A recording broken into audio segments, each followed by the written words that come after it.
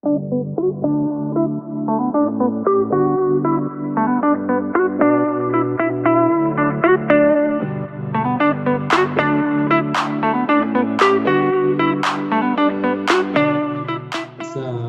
hi Marcelo.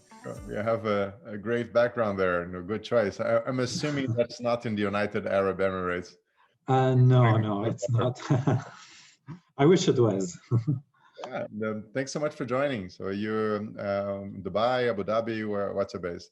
Yeah, so I'm based in Dubai, but originally I am from I'm Lebanese by nationality, and as a background, I used to live in Saudi Arabia before Dubai. Before that, I was in Canada, and before that, I was in Kuwait. So I've traveled quite extensively in my life so far. Oh, fantastic! So I still didn't realize you're from Lebanon, and that means that you're probably the first speaker we have from Lebanon. So congratulations! I don't think. Thank you. Thanks. Great, because I'm from Brazil and have more Lebanese descendants there than in Lebanon, right? So it's very true. quite a Very big true deal. indeed. And you also have lots of experiences that are relevant to teenagers, such as working for a big consulting company, PwC. Your work with smart cities and sustainability. So fantastic to have you here. Now, looking forward to your bits and bites of wisdom, and the screen is yours. You're most welcome. Yeah, thanks a lot, Marcelo, for this opportunity, and really I commend you on this great initiative that you've launched. I wish in my days we had such an initiative when I was like in school and a teenager. I think it's very useful to hear from adults who are passing down their wisdom in such a format. And I also really like the diversity of speakers that you're bringing. So that's really great work. So today I want to like structure my let's say talk. I want to focus on just three key takeaways in terms of like personal experiences that I've gained in my life, whether it's school, university, or my professional life, that have really made me wiser faster. And then for each takeaway, I'd like to just explain the situation, give identify what are the actions that I took, and then finally say like how this specific experience made me really wiser. So the three takeaways that I'd like to focus on today is the first one is to really sign up for any challenging opportunities that come your way. The second one, and I think this was really mentioned by my colleague Mobita, which is to really get involved and active in your local community. And the third one is to really always stay curious and keep an open mind. So if you want to focus on the first one, which is signing up for a challenging opportunity. So I want to share an experience from when I was about 15 years old. So I was in 11th grade, and I had just entered into the International Baccalaureate program, which is a standard curriculum for the 11th and 12th graders. And I signed up for, you have to sign up for different classes. So one of the, you have to sign up for basically three, what they call higher level classes. And at the time, I was encouraged, someone told me that I should really sign up for English as a first language higher level, which is, the most, like the highest ranked English that I can possibly take.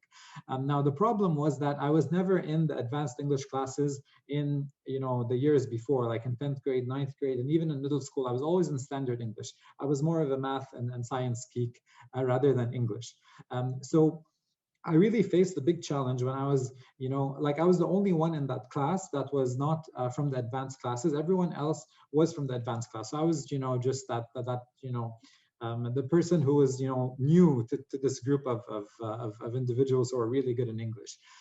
So the first few weeks went by, and I noticed that I wasn't doing very well. Every assignment that I would do and I would submit, I would end up with like a 5 out of 10, a 6 out of 10. Meanwhile, everyone else in the class would get 8s and 9s and 10s out of 10. And then even when we would have class discussions, I would feel so sort of out of place. Like I just really felt that I was not like I was not in my comfort zone, and I was really challenged. So at several points, halfway through the semester, some of my colleagues were telling me, or my classmates were telling me, Mounir, please, like this is really going to affect your GPA. If you're not going to get a good grade, if this is really tough for you, then you should really consider dropping this class. So it really, for a period of time, I was very stressed. I remember about, what am I going to do? Like if I had to drop this English as a first language, then I would have to take Arabic as a first language, which is something I didn't even want in the first place. So anyway, long story short, with the support of like my family and also my teacher, I decided to really, stand my ground and just, give it a bit more time until the end of the semester to really see, if this is, if I should stay or leave. And throughout the remainder of the semester, my teacher was really supportive. And, I remember submitting one essay and then I didn't really do well in it. And she offered to really sit with me after school and go over that essay line by line and explain to me how I can improve. And I think that really gave me the push and drive to sort of really, stay and really challenge myself and try and learn as much as I can, from that supportive environment that I had. And basically, I ended up the year, slowly improving throughout the year. So I didn't end up dropping the class. And so by the end of 11th grade, I was, let's say, almost at the same level of my classmates. But definitely by the second year, I was able to reach that same level as them. And my final score was somewhat decent. So I ended up getting like a 5 out of 7. So I guess the key takeaway here is that I mean, the quote that says real learning begins at the end of your comfort zone is really true. Because if you're in a situation or in a classroom where you already know all the material or you're not constantly being challenged, then you're not really learning. It's just something that's comfortable. So that's my first piece of advice is always seek opportunities that you think can really challenge you and take you to the next level, be it in school, be it in university, and be it also in your career as well. The second example I'd like to give about, or second piece of advice is about getting involved and active in your local community. So here I want to share my personal experience from my university life. I felt in my first year of university that I was just a regular student who would come, attend classes, socialize a bit with friends, then go home, do my homework and study for my exams and come back to school. And then in my second year, I was like, okay, there's got to be more that I can really gain out of this university experience, given that like there's so much diversity that you have on campus, because this was in Canada, and there's so many people as well. My university had about maybe 20,000 or so students. So I thought that, okay, there must be a better way for me to utilize my time as a university student. So I started to begin, looking up and what type of, clubs or social clubs exist in my university. And I began to sign up for a wide variety of them. I signed up for a cultural club, which is the Lebanese, McMaster Lebanese Society. I signed up for an outdoor club. I signed up for a couple of environmental ones, the Green Club and the Water Club. And that really made me feel that I had more to do than just school, because I had other things that I had to I had other commitments that I had to do as part of this club.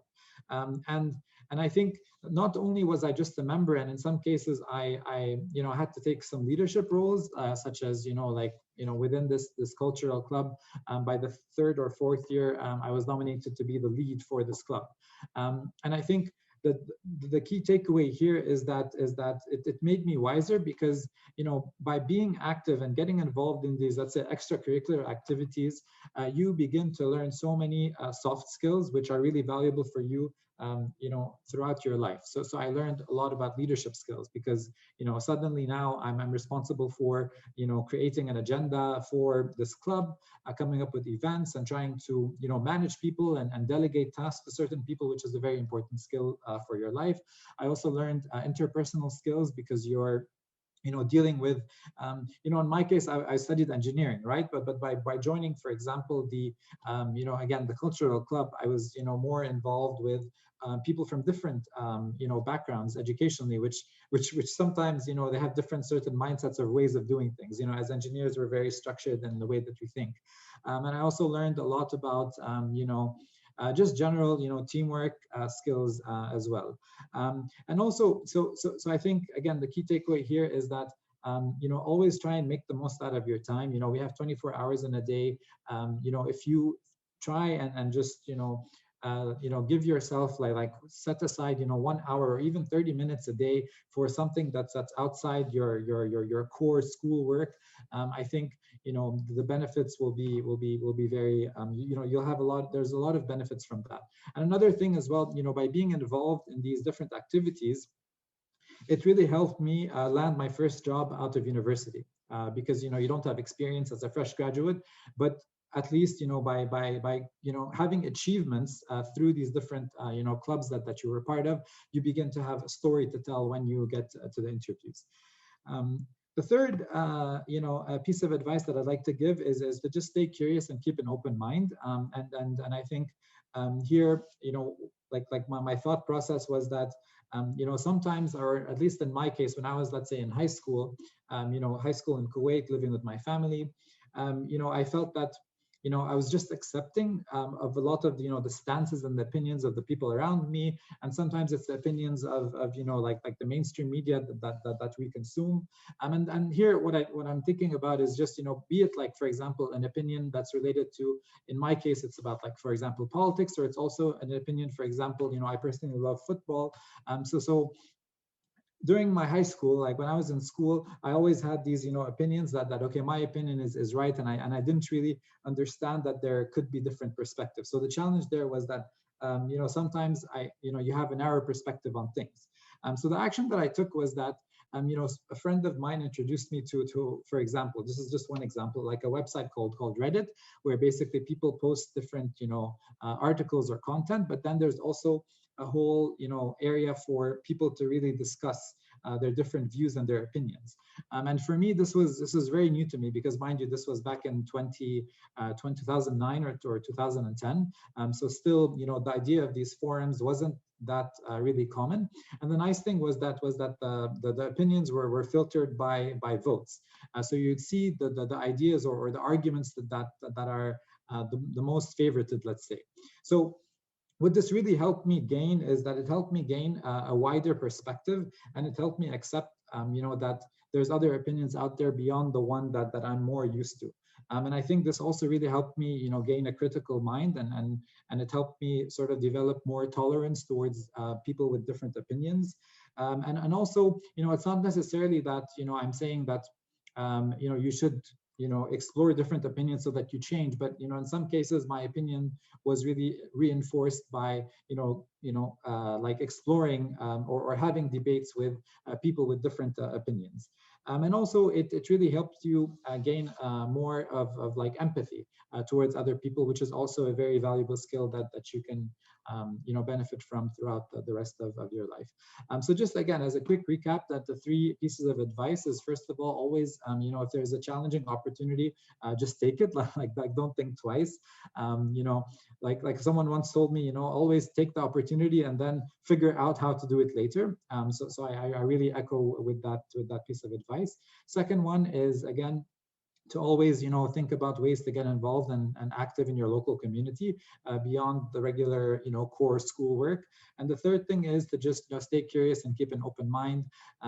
These days there's a lot of webinars on many different topics, so like I tend to when I have a bit of time, I do tend to sign up to webinars on topics that I'm not very, let's say, I'm quite opinionated about.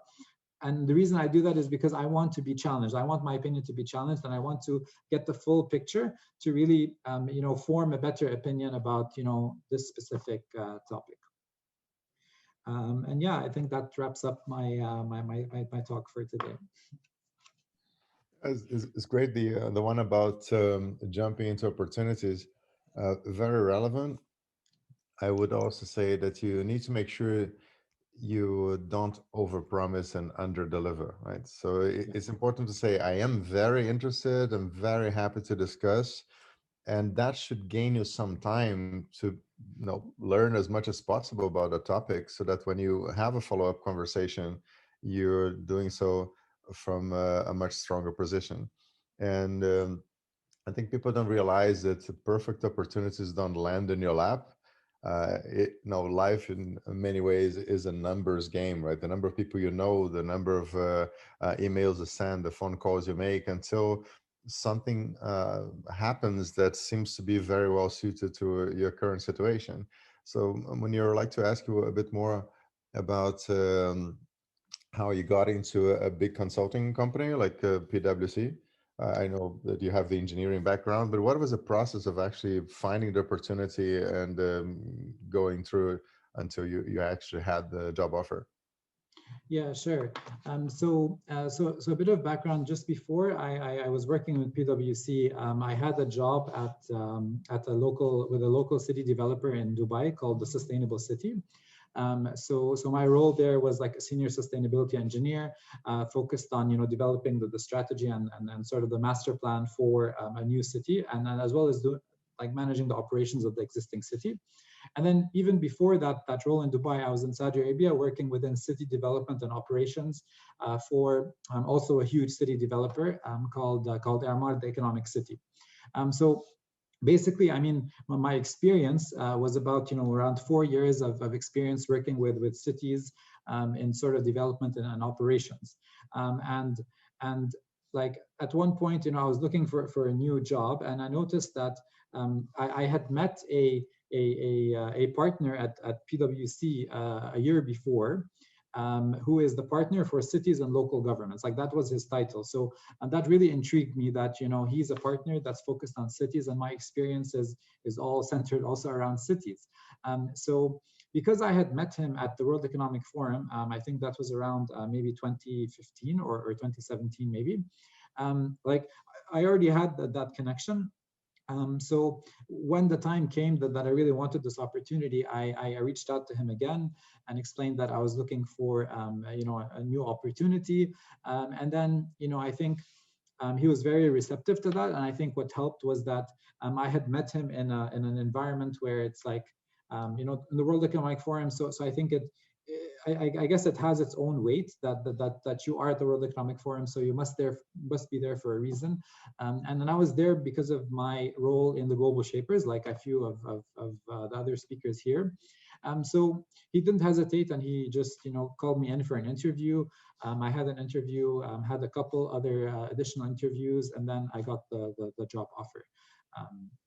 So I think to sum it up, I mean, I think it was a result of my sort of networking, but also my experience was a very direct and relevant fit to the opportunity that was at PwC. Yeah, it's interesting that you had an element which was planned, right? You decided to study engineering, you decided to become more interested in cities and technologies.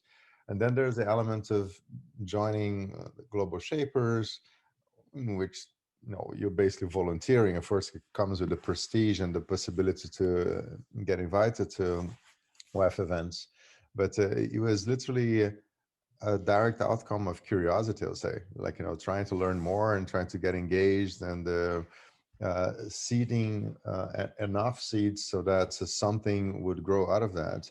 Would you also say that it's also about paying attention to the opportunities, right? You could have been in a situation where you'd have met the same person, but you wouldn't have asked the question because you go like, oh, this is the wrong time, or is the wrong thing to do. So paying attention to the fact that maybe this could completely change my life into the direction that I want to go, and then taking action. What are your comments on that? Yeah, no, absolutely, and I think spot on. Like when you mentioned, this seeding principle, I think that's exactly what it is. And had I not planted, for example, that seed at that event with this specific partner, then maybe I wouldn't have got that opportunity. Now also you mentioned also previously that sometimes you don't know, like sometimes life is unexpected. You don't know, where you're going to end up or what happens, right? So therefore, it's really important to make sure you continuously are planting seeds, right? You don't know where, the next time you're going to need that specific, person. And I think just also an additional point there is also, to always be sort of like to ensure that you always have these possibilities, is to make sure that you're not only seeding, you're seeding even when you don't need to plant seeds. Like in my case now, fortunately, I have a stable job, so I'm not sort of interested in other opportunities. However, I am still, planting seeds wherever I go for the future, whether that's, for example, maintaining previous relationships that I've had with previous coworkers, or it's, fostering new relationships with new people. Yeah, I mean, you can plant those seeds just by helping others, right? Saying, look, this is an opportunity that I'm not interested because I have a job that am very fond of, but would you like to try? And then what happens that maybe 5 years from now, the person you help get a job, that's if you were not interested yourself, they'll be finding you maybe professionally, maybe personally. So it's the pay it forward principle, which is quite popular in some countries. I think it's a common expression in the US, but it basically means try to help the others. If it's low cost for you, high value for them, it should be a no-brainer, right? And I think that this is very much the ethos of the Global Shaper community, in which it's a trusted circle. And if someone says, this is a challenge that I'm facing, anyone can help, you're very likely to have positive answers and very valuable feedback. Yeah, no, absolutely, 100%. And I think, I have had those experiences where even at that period in my career where I was looking for opportunities, one of the first sort of, support system that I reached out to was my colleagues from the Global Shapers. And in fact, a few of them did really help me in getting interviews with their companies or with people that they knew. And then I think that's really, really powerful. Yeah, the other topic worth discussing is what do you think that teenagers can do to get more involved with the local city administrations, to understand the problems that the municipality is facing, to try to be engaged somehow as volunteers, but not only, right? So you can also try to figure out how can teenagers be more involved with consulting initiatives, which is a lot harder because you need a certain level of expertise. But the question is more related to how can it create internship opportunities for teenagers that they can do remotely? But in the case of the cities, they can, once COVID is no longer such a big issue, they could also do internships with the cities themselves. What have you seen out there that could be relevant for them? Yeah, so I think, I mean, like it'll depend on I mean, like the sort of, let's say what type of opportunities the local municipalities provide to citizens, right? So if your local municipality, sometimes the scope of like volunteering or managing volunteering is an initiative led by municipalities.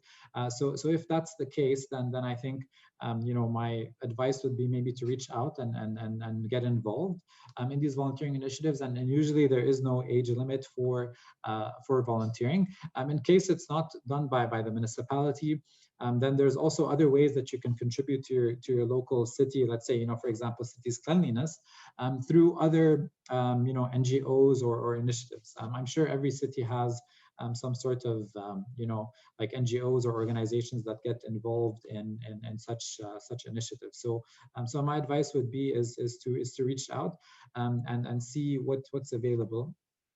And also my advice would also be to also, pick a topic that you're interested in. Like, I mean, not everyone would be, for example, interested in, let's say, a beach cleanup, right? If you don't really, like, if you're more interested in a cause related to, for example, animals, then maybe you can potentially volunteer in your local animal shelter rather than, for example, volunteering in a beach cleanup, just as an example. To your question about how teenagers can get involved maybe in consulting, like you said, it's a bit difficult as like internships, because the interns that we usually on board would be university students maybe in their final years. However, what I've seen before and is that in some cases in some schools, they've launched as part of the core curriculum sort of programs that can get students to think about how to like think of, that they do projects that are related to, for example, city planning, where they put the students into teams, and then the prompt is that, design this city in a way that, like they give certain guidelines for what the city should be, and then they ask the students to come up with ideas for the different perspectives. I think there is a program called I forget the name of it, but I think it's part of the UN Sustainable Development Solutions Network program. So there are opportunities for sort of getting that practical experience at a younger age through these other sort of organizations, like, for example, United Nations Sustainable Development Solution Network. And I think those are, let's say, more practical, and they're existing. Which is something that maybe can be leveraged by teenagers today. Yeah, I mean, the focus being on having truly valuable experiences, which can then get them to the right universities, showing leadership qualities, but also things that will make them more engaged, right? So realizing how many problems the city has managing day-to-day operations is likely to be eye-opening, right? Because you just assume that, oh, the potholes or the street lamp that is not working, you go like, this is just negligence. Like, well, sometimes it isn't, right? Sometimes it is just the lack of funding. They had to choose other priorities. Sometimes it's just that they don't have the right staff to be able to do all of that. And if you kind of show that layer, saying, look, instead of just complaining, you could actually help, right? You could be part of the solution. And I think that especially after a period where teenagers are often accused of being self-entitled, I mean, more and more, that's always been the case. But I think that especially with the millennials and Gen Z, people are saying life is too easy, right? You guys don't realize how hard it can be. That would be a good way to get them to become wiser. Yeah, 100%. And just also for my experience as well, one program, like the fact that I did IB, International Baccalaureate, in high school, one of the requirements to get your diploma was they had something called CAS hours. So what was expected was that every student needs to give 50 hours of creativity, 50 hours of action, and 50 hours of service. And I think by having such a program, that really, I think, instilled the spirit in me to think about community service and giving back, which I think I used as well in university, and then I'm still using until today. Oh, that's great. I didn't realize you had done the IB schools. That explains the mindset, right, in many ways. And how are IB schools different? Because, of course, if you're a teenager already in a school that is not in the IB system, there's not much you can do. But for the younger ones that still have a chance to join IB schools in the area, could you give us a quick description in terms of how it works? Yeah, sure. So I think like the one key thing, or maybe a few things. So the first is that what's good about IB is that it's an international program and it's standardized across all the different countries. So what that means is that when it comes to university applications, it's very well recognized. Like, because everyone in the world at a specific year gets the same test. So and I think universities appreciate that, because it's a good indicator of let's say your ability to succeed in that university. The second thing is that I really like that it really emphasizes it's not only sort of intensive in terms of knowledge, providing you with the knowledge, but it focuses on the well-roundedness of the student. So what they've done is, it's not only, for example, you don't get only assessed by just individual exams, but they put a lot of emphasis on group work. So there's always these different group assessments. And as I mentioned as well, a nice feature is this CAS hours, where they really encourage you to be creative, to be active physically, and to give back to your community. And there's also another interesting thing that or a course that they provide, called the Theory of Knowledge, where for 2 years it's like a mandatory class that you have to take, which teaches you about like it's a bit about philosophy, but it really makes you like teaches you how to think about different problems and how to solve them. So I would say these are 3 or 4 sort of differentiating factors of IB. Oh, very cool. So thanks again for joining, Mounir, and no, for choosing such a beautiful background. It was a pleasure to have you here, and wishing you all the best.